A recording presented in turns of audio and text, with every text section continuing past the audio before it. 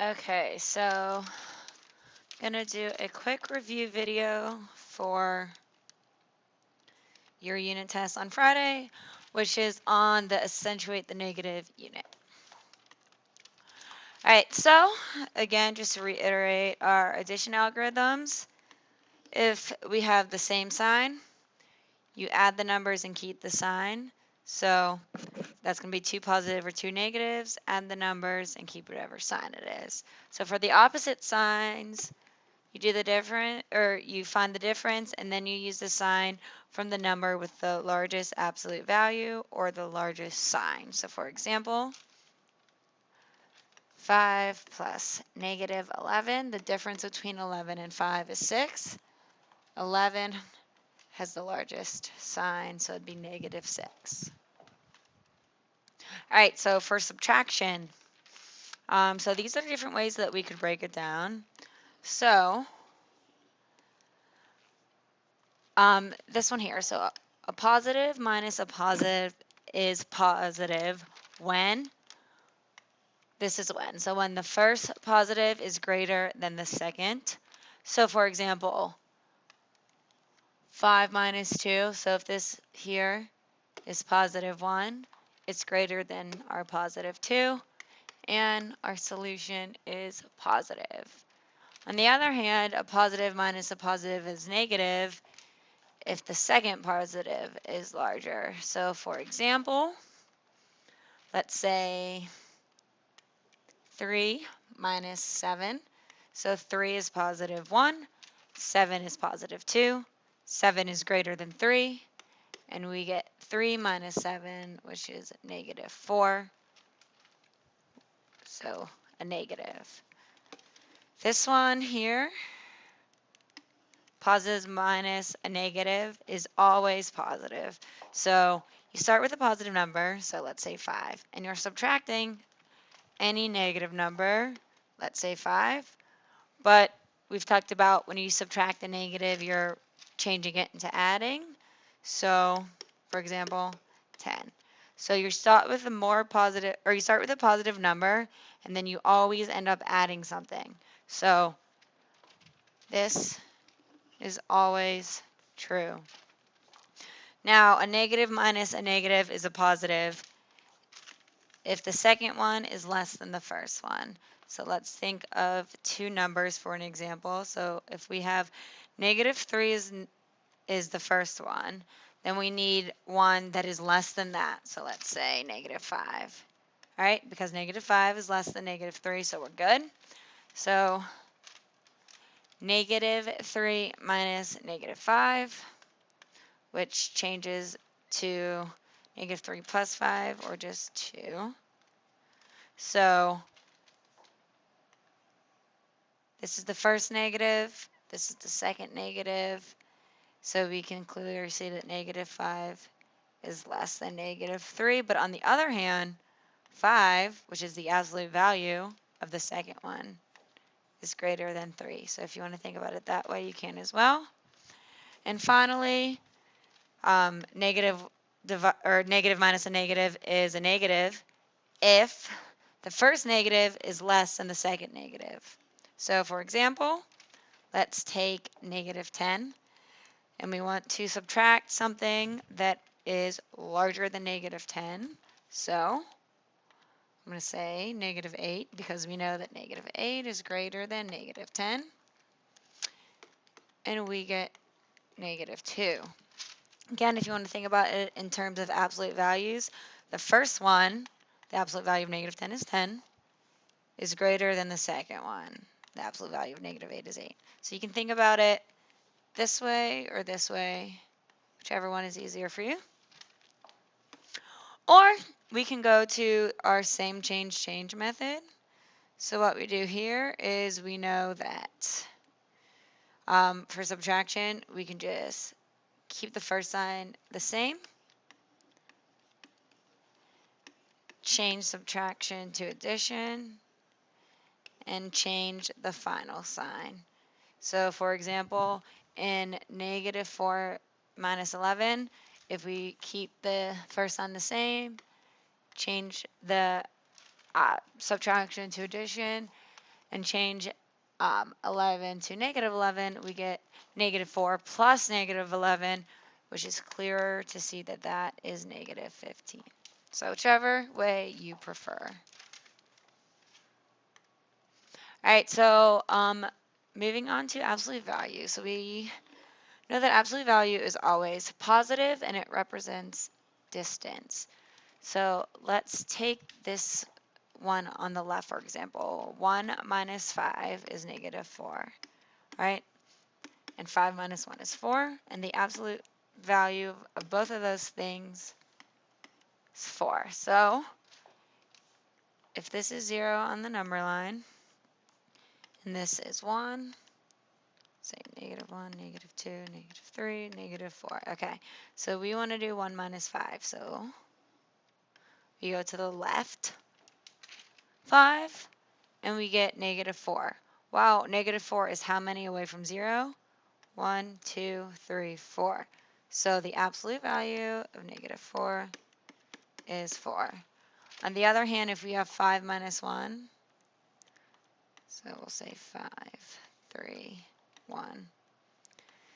So 5 minus 1 brings us right here, which is 4. And how far is this away from 0? 1, 2, 3, 4. So the absolute value of 4, also 4. So this one, let's take a look at 3 and negative 3.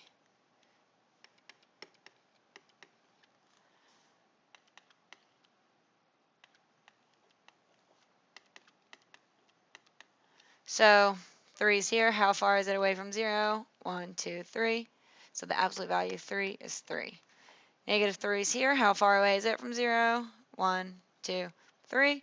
So the absolute value of negative 3 is also equal to 3. So when you're doing absolute value problems, think of them like distance. They're always going to be positive. It's how far that number is away from 0 on the number line. Okay, continuing on to inequalities. So the first step is you need to solve them. So in other words, x must be isolated, right? We can't graph something that looks like x plus 2 is greater than 0, right? We need to graph something like x is greater than negative 2, right? We subtract 2 from both sides. So that's your first step always when you're putting these on a number line, is to get x isolated onto one side. And then you just graph them. So we know that if we have an open circle, you don't include the number. So that'll be like less than and greater than. If it's a closed circle, it does include the number. You shade to the right if it's set up where x is greater than a specific number or a number is less than x. And then you shade to the right when it is set up that x is less than a specific number or a specific number is greater than x. So open circle, that's these. Closed circle, that is these. Shade to the right. If it's set up like this, you can always change it to this format and then it points which way that you shade. Same with shade to the left. If you don't prefer this way, you can change it over here and then it shows you that you're shading to the left. All right, multiplication algorithms. Again, we've talked about this a lot, so just a quick review. Positive times a positive is a positive. Positive times a negative is a negative. Negative times a positive is a negative. And a negative times a negative is a positive. What about division? Same thing. So I'm not going to say them all, but you can just say, instead of positive times a positive is a positive divided by a positive is a positive. So, in summary, same rules for the signs apply. And that's apply as multiplication. Okay, so in general, anytime that you are multiplying an odd number of negative signs, you're going to get a negative answer. And when you are multiplying an even number of negative signs, you're going to get a positive answer. So let's take a look at this one, for example. There's 1, 2 negatives, which is even, so we have positive. For this one, we have 3 negatives, so 1, 2, 3, odd, negative, and so on with the 4 and the 1.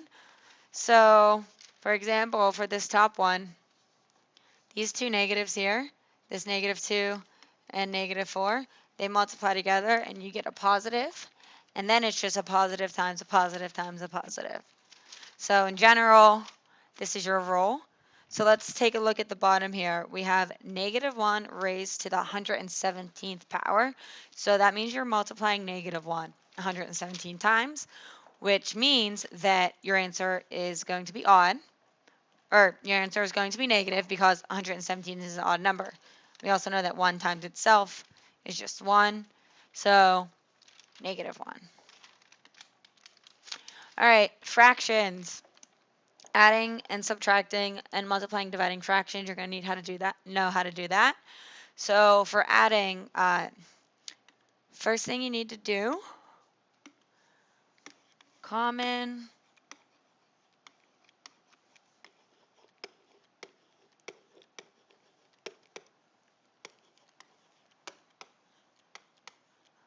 All right, so this is for adding and subtracting. You can't do that unless you get common denominators.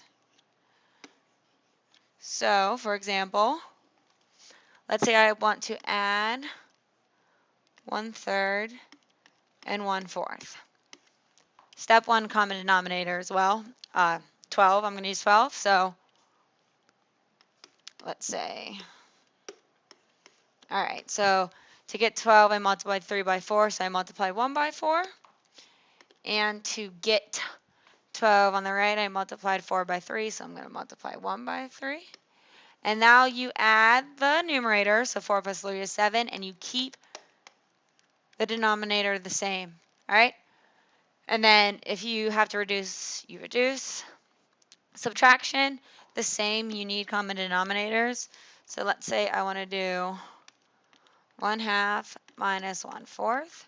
Well, I can use 4, so this could change to 2/4 minus 1/4. And again, subtract the numerator, so 2 minus 1 is 1, and keep the denominator the same.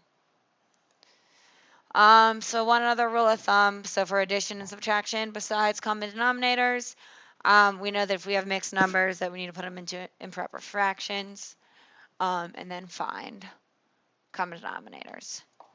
All right, so multiplication and division. You do not need common denominators, and this is important. So no common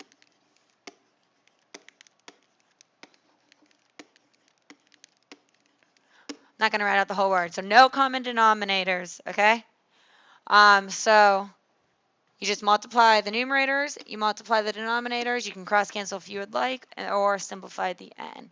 So for example, 1/2 times 5/2. Just multiply straight across, so 5/4.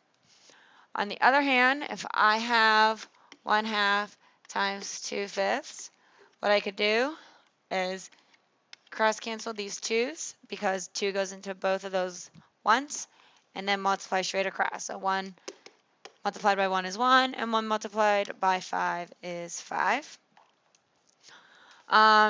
Again, if you have mixed numbers, change them into improper fractions, and then multiply the numerators, and then multiply the denominators. And simplify if you do not cross cancel. So, division. When you're dividing fractions, it's the same rule as multiplication in the fact that you do not need a common denominator, but you multiply by the reciprocal.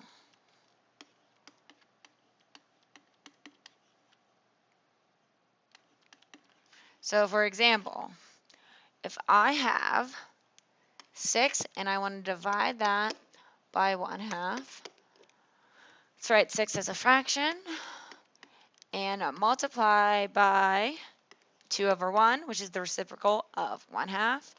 And now we multiply straight across to get 12/1, which is just 12. All right, so let's think of 2/5 divided by 3/4. So I keep the first one the same, so 2/5. And now I'm multiplying by the reciprocal, which is 4/3.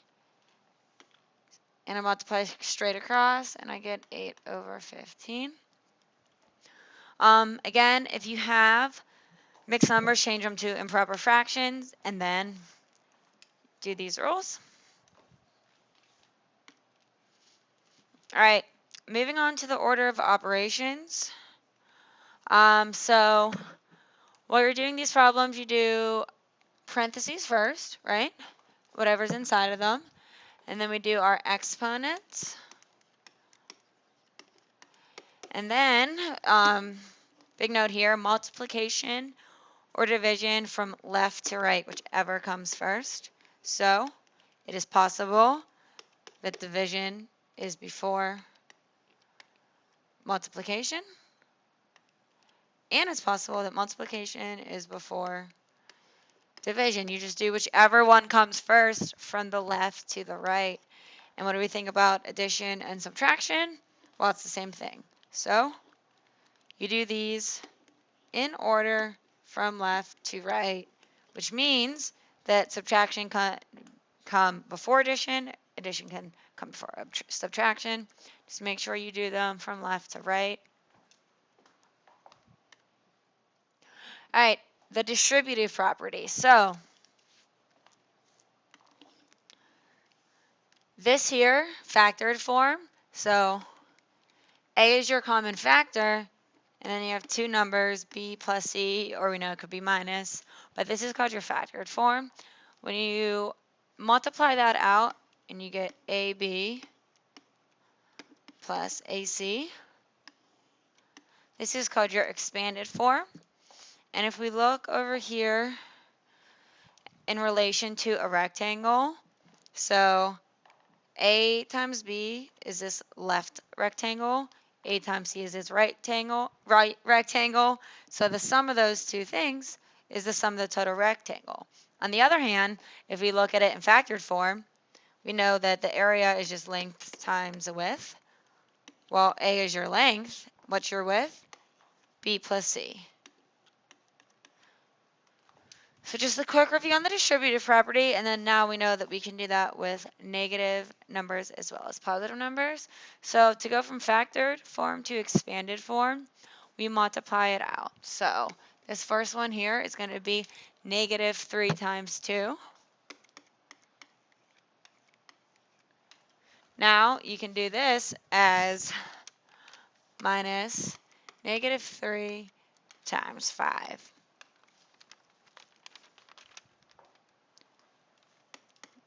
And there's a quick way to check that too if you're not sure. So what's 2 minus 5? Well, negative 3. What's negative 3 times negative 3? Positive 9. So we know this value on the left is positive 9. What about over here on the right? Well, negative 3 times 2, negative 6.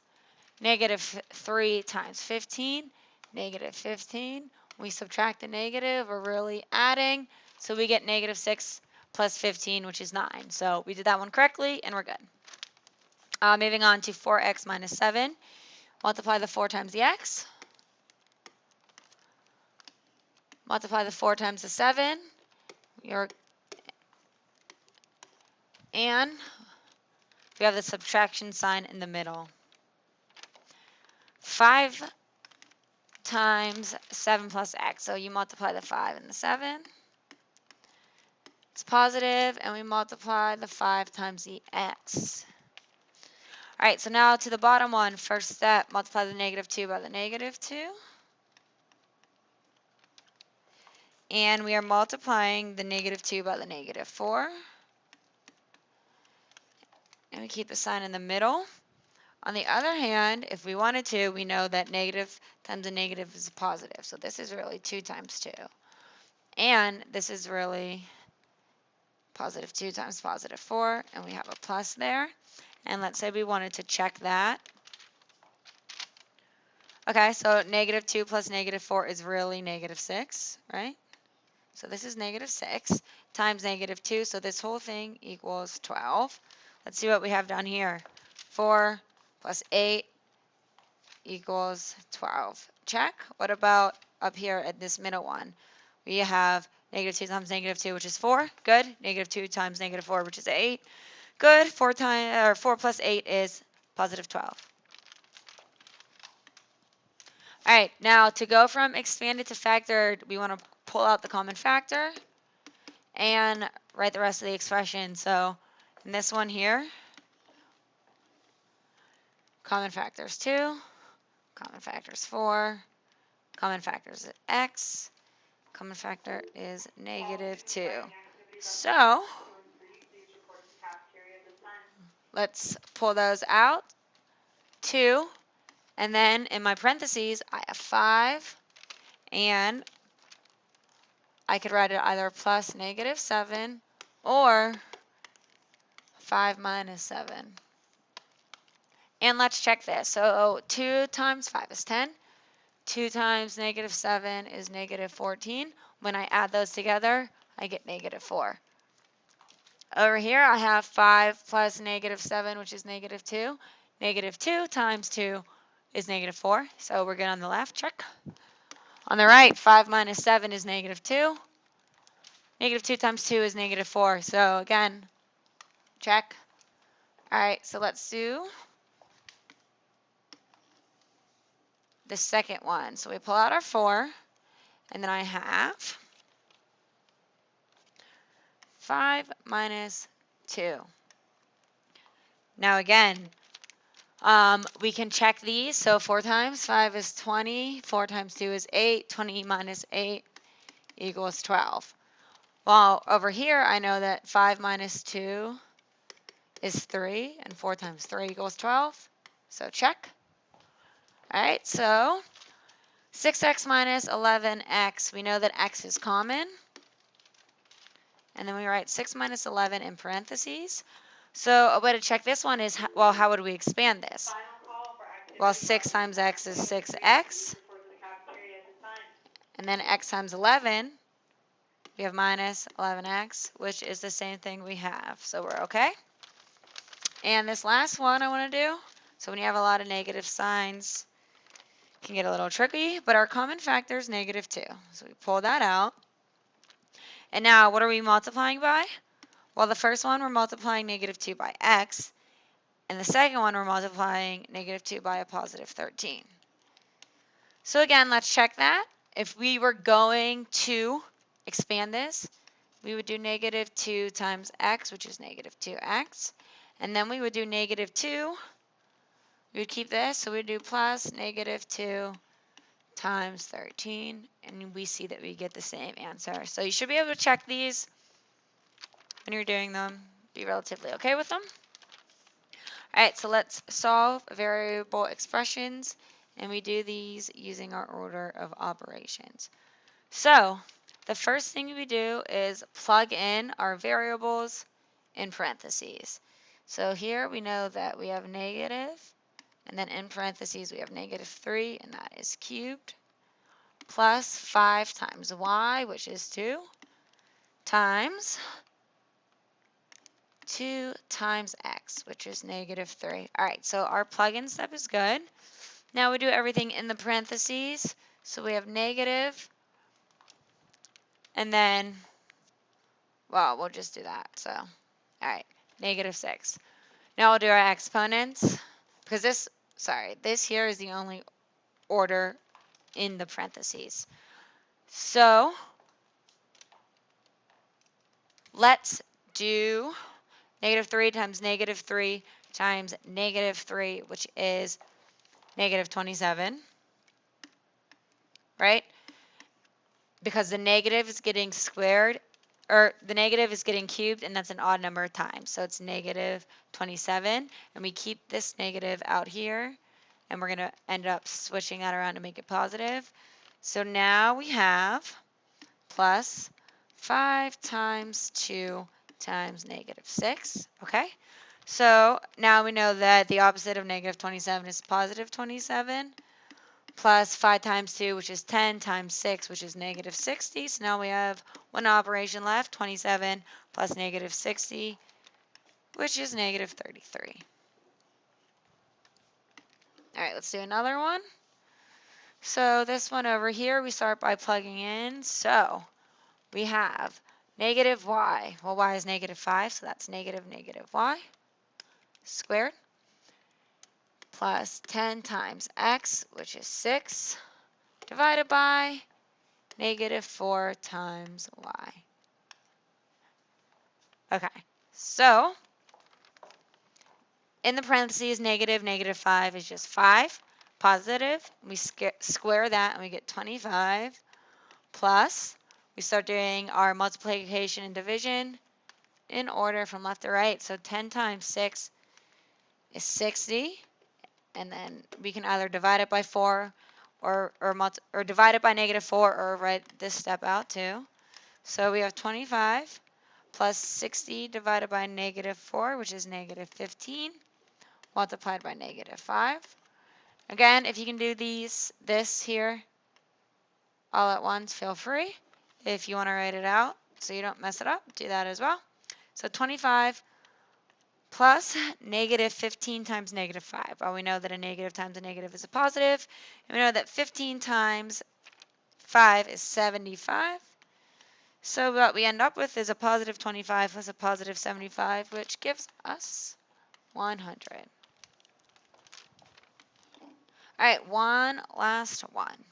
So here we have negative and then x squared plus, in the parentheses we have a negative x, and we have that cubed, minus, in no parentheses, 2 to the 4th. Okay, so this first part, negative 2 squared. The negative is not in parentheses, so all we square is the 2. So 2 times 2 is 4, and we have that negative sign out there still. Now this one, the negative sign is in the parentheses, so we cube it. So negative 2 times negative 2 is a positive 4, times a negative 2 is a negative 8. So this ends up being plus negative 8. Finally, out here, we're only taking positive 2 to the 4th, which is 16. So it's minus 16. And now we have negative 4 plus negative 8, which is negative 12, plus negative 16, which is negative 28. So just want to point out the difference that we've talked about between negative x squared and negative x squared, or to any power really. So this one, you're squaring only the x, whatever x is, and then it's the opposite of that. For this one, you're squaring negative x, whatever x is. So if x is 5, this would be negative 5 times negative 5. On the other hand, if x was negative 2, this would be negative 2 squared, or 2 squared. So make sure you distinguish between the difference of negatives inside and outside of parentheses. All right, last thing I want to talk about are your properties. So the associative property, you can change your grouping of the parentheses, and the answer will not change. So if we look at addition, for example, A plus B plus C is the same as A plus B plus C. So that's clear cut with an example. So if A is 3 plus 2 plus 4 equals 3 plus 2 plus 4. So if we do parentheses first, this is 6. So we have by this property that 3 plus 6 is the same as 5 plus 4. And we know that those are both 9. So check. All right, what about multiplication? Well, again, changing the grouping doesn't matter. So if A is 3 and B is 2 and C is 4, that's the way on the left. So let's do that one first. 2 times 4 is 8 times 3 is 24. Okay, so the one on the right, it's set up as 3 times 2 in the parentheses and then times 4. So that is 6 times 4, which is also 24. So check. All right, commutative property. The order that you add or multiply does not matter. So what we know is that A plus B is the same as B plus A. Example, 3 plus 2, where A is 3 and B is 2. Well, that equals 5. What about B plus A? Well, B is 2, A is 3, 5. Check. Okay, multiplication. Again, order doesn't matter. So if A is 3 and B is 2, 3 times 2 equals 6. Well, B is still 2, A is still 3, so 2 times 3 equals 6. All right, check. Important note, division, subtraction, do not follow this property.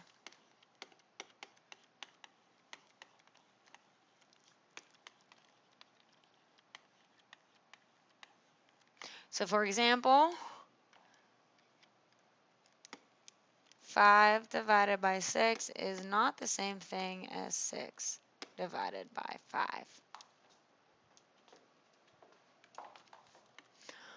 All right, moving on to identity. So the addition, for addition, any number plus 0 is still that number, so the additive identity is 0.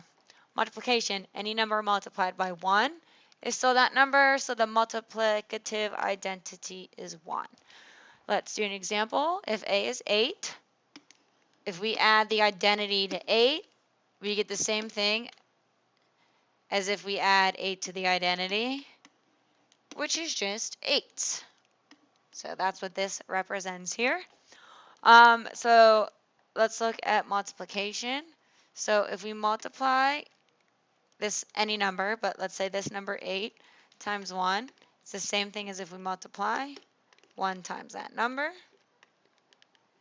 And that answer is just that number. So identities for addition is 0, multiplication 1. All right, inverses. Addition, any number plus its opposite will give you the identity. For multiplication, any number multiplied by its reciprocal will give you the multiplicative identity. So let's do an example with 25. If 25 is any number and we add its opposite, which is negative 25, we get 0, which is the additive identity. This is the same thing as if we would take negative 25 and add its opposite, which is 25. We get 0, the additive identity. All right, let's look at multiplication. So I have any number 25. If I multiply that times 1 over 25, which is its reciprocal, because really this is 25 over 1, I get 1. Why? Well, 25 goes into this one time, and it's just 1 times 1 over 1 times 1, which is 1. All right, backwards. So if 1 over 25 is my number, the reciprocal of that is 25 over 1. And again, when multiplied, I get 1, which is the multiplicative identity. So make sure you're good on all of those properties for your test. If you have any questions or anything else, shoot me an email. If not, good luck.